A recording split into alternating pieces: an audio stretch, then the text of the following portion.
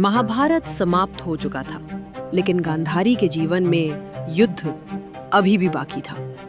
उसकी आंखों में पट्टी थी, पर मन में एक जलता हुआ प्रश्न, क्या कृष्ण इस विनाश को रोक सकते थे? गांधारी दुख से क्रोधित होकर, हे कृष्ण, तुम सर्वशक्तिमान हो, फिर भी चुप रहे। मैं तुम्हें श्राप देती हूं।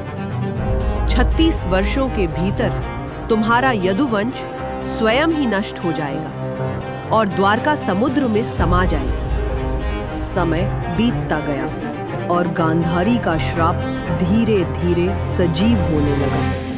यदुवंशियों के बीच विवाद भड़कने लगा और विवाद युद्ध में परिवर्तित हो गया। द्वारका भी समुद्र में लीन हो गया।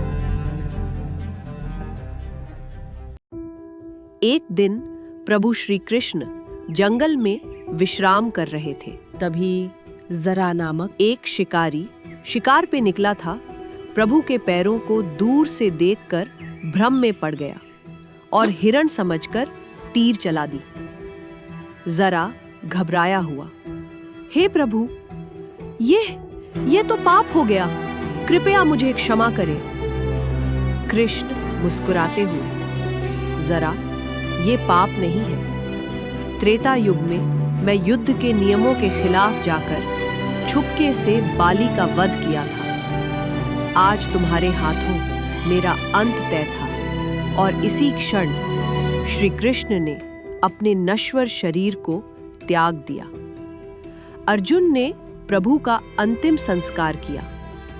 पूरा शरीर भस्म हो गया, परंतु हृदय दिव्य और अमर था।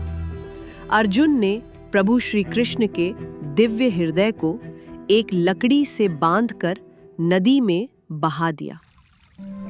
ओडिशा के महानदी तट पर सबर जाति के प्रमुख बिस्वाबासु ने उस हृदय को पाया और एक गुप्त गुफा में नील माधव के रूप में पूजा करने लगे।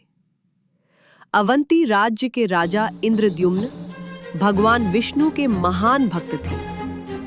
उन्हें जब नील माधव की बात पता चली तो उन्होंने विद्यापति को खोज पर भेजा।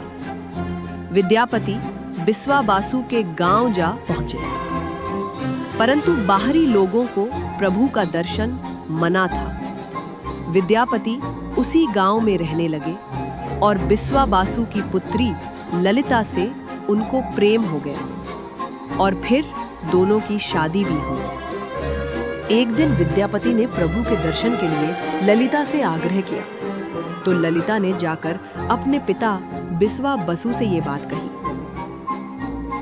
दामाद होने के नाते प्रभु के दर्शन के लिए उन्हें ले जाया गया, परंतु आंखों पर पट्टी बांधकर।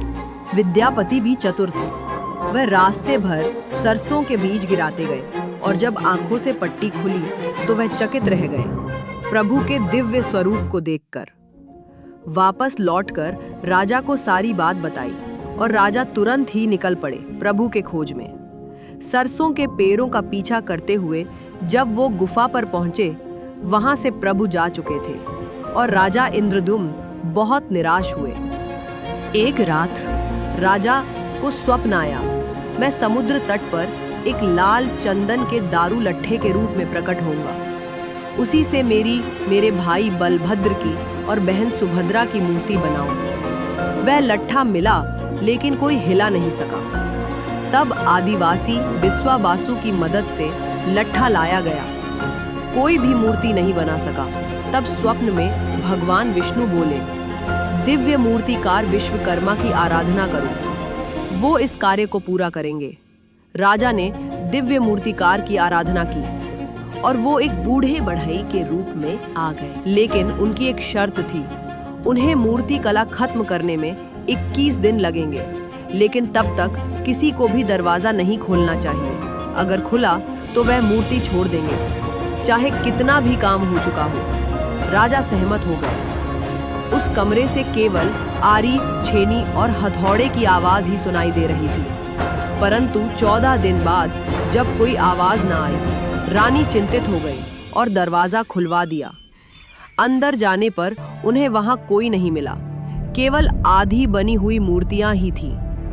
राजा को बहुत दुख हुआ क्योंकि उसने शर्त तोड़ दी थी और इस कारण देवताओं की मूर्तियां आधी ही बनी हुई थी। बाद में भगवान विष्णु उसके सपने में आए और बोले, दुखी मत हो राजन, यही मेरी इच्छा थी।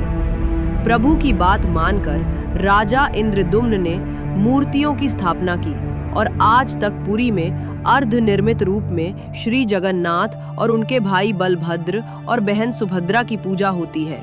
जय जगन्नाथ।